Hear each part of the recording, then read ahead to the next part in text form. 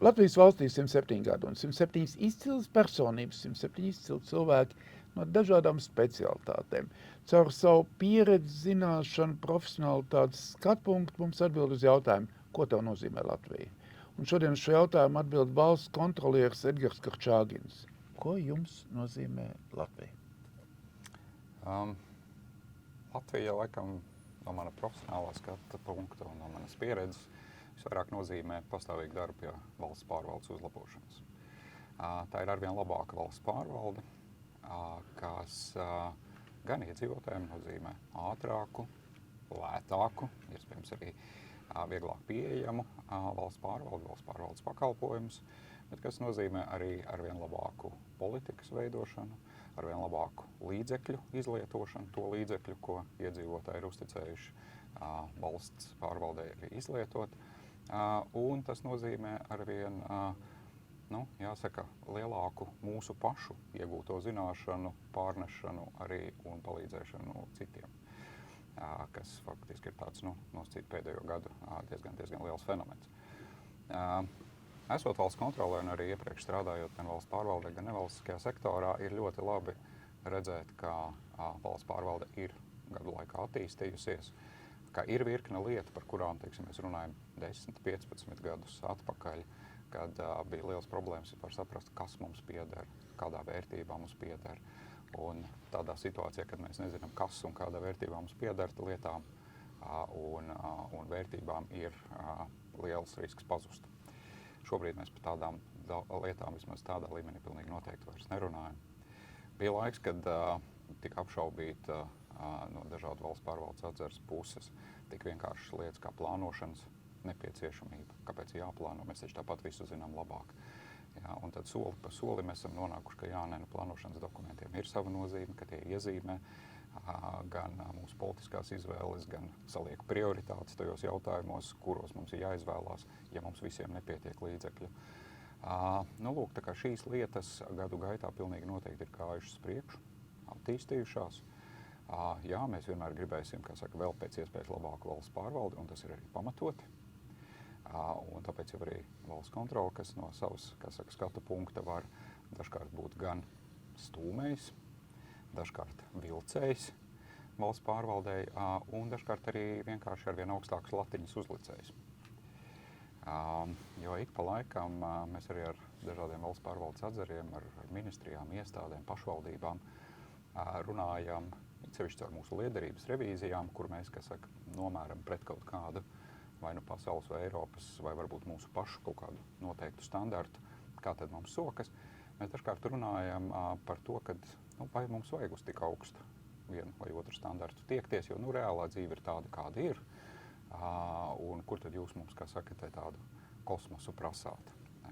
Un tas mums arī tāda parasti nostāda duālā situācijā, bet, manuprāt, diezgan pamatotā. Jo kādam jau ir jābūt, kas to augstāko standartu prasīs, kādam ir jābūt, kas to augstāko standartu parādīs un turēs uz pulsa, lai mēs uz to arī tiektos. Un es jau arī sākumā pieminēju, ka viena lieta, kura mūs šajos gados valsts pārvaldē ir, ja tā var teikt, bruņojusi gan ar zināšanām, gan ar prasmēm, tā ir mūsu zināšanas, kā šīs lietas visas, tādas postpadomju iekārtas uz modernu rietumu iekārtu pārveidot. Un šīs zināšanas šobrīd, es redzu, ir ļoti labi arī pieprasītas citās valstīs. Gan mēs no savas iestādes, gan es zinu daudz citas Latvijas valsts iestādes eksperti tieši šīs zināšanas šobrīd nodod. Un arī tā ir valsts pārvalde, kad mēs ne tikai esam likuši lietas savā valstī, bet palīdzam tās lietas likt lietā arī citās valstīs. Es, protams, nelasu viss kontrolas ziņojums, bet pa vidu gadās, piemēram, par slimnīcu reformu vai par citām medicīniskām un sociālām tēmām, kur esmu spiests izlasīt jūsu ziņojumu no pirmās līdz pēdējai lapai. Un man ir sajūta, ka jūs ļoti precīzi identificējat situāciju, ļoti precīzi norādiet problēmas, un pēc tam nekas nenotiek. Varbūt tā ir mana tāda īpatnēja uztver, kad lielākā daļa no valsts institūcijām pa priekšu paziņo, ka viss mums ir kārtībā, pēc valsts kontrolas ziņojuma nepiekrīt nevienam kontrolas atzinumam, bet pēc tam neko nemaina. Vai tas varbūt tā ir man tāda izjūta? Viskaļāk izskan tie gadījumi, kad nepiekrīt. Jā, tur es piekrītu, un acīm redzot, tie ir tie, kas mums vislabāk arī paliek prātā. Tajos gadījumos, kad mēs ar iestādēm esam uz viena viļņa, un jāsaka, ka tāda pēdējo gadu praksa ir tā, ka tā arī notiek arvien biežāk, kur iestādes piekrīt un apņemās arī ieviest mūsu ieteikumus, tie varbūt tik skaļi neizskan. Un tāpēc tik labi atmiņā nepaliek. Kopumā jāsaka, valsts pārvalde arvien vairāk novērtē to darbu, ko mēs darām, jo tas darbs arī, ko mēs darām, ir pamainījies. Ja kādreiz tas bija, kā es teicu, vienkārši paskatīties uzskaitas līmenī, vai visas lietas ir kārtībā, ja pēc tam bija tādas lietas paskatīties, vai tas viss atbilst likumam, vai tādam vai citam priekšrakstam, šobrīd mūsu darbs ir, kā valsts pārvaldē strādāt labāk, ekonomiskāk, produktīvāk, mērķtiecīgāk sasniegt tos mērķus, kas mums pašiem ir vajadzīgi kā sabiedrībai. Līdz ar to, protams, tie ieteikumi ir tādi, kas bieži vien, kur pašām valsts iestādēm vai nu nepietiek resursu paskatīties, vai nu nepietiek spēka šos jautājumus, vai nu tīri politiski, vai kā citādāk administratīvi izvirzīt. Un tad valsts kontrole var būt tas atbalsts vai tas, eksperts no malas, kas gan parādīs to bildi, kā jūs teicāt, gan arī sniegs ieteikumus.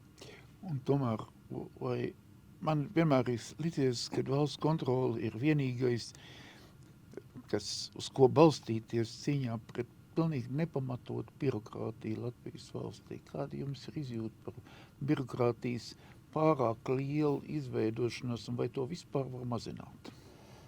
Pilnīgi noteikti var. Tā ir ātrā atbilde, un to vajag darīt. Pilnīgi noteikti. Ir skaidrs, ka kaut kādā mērā birokrātija ir nepieciešama, tā ir veselīga, lai valsts vispār varētu normāli strādāt. Un ir skaidrs, ka Latvijai kā mazai valstī proporcionāli tā birokrātija būs daudz lielāka nekā vienkārši lielām valstīm.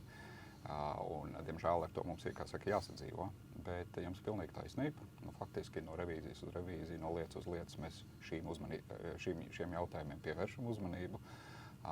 Un vai tas būtu slaidāks aparāts, ja tā var teikt, valsts pārvaldes, vai tie būtu ātrāki procesi? Jā, pilnīgi noteikti. Tas ir darbs, ko valsts kontrole dara un darīs.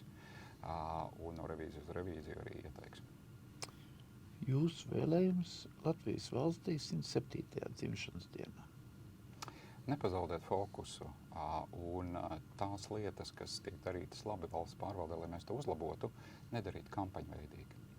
Tad, kad vai nu pienāk kārtējā krīze, vai kad rodas, politiskais briedums, vienu vai otru lietu atrisināt, vai tā būtu birokrātijas mazināšana vai kas cits, nepazaudēt šo fokusu arī starp posmos.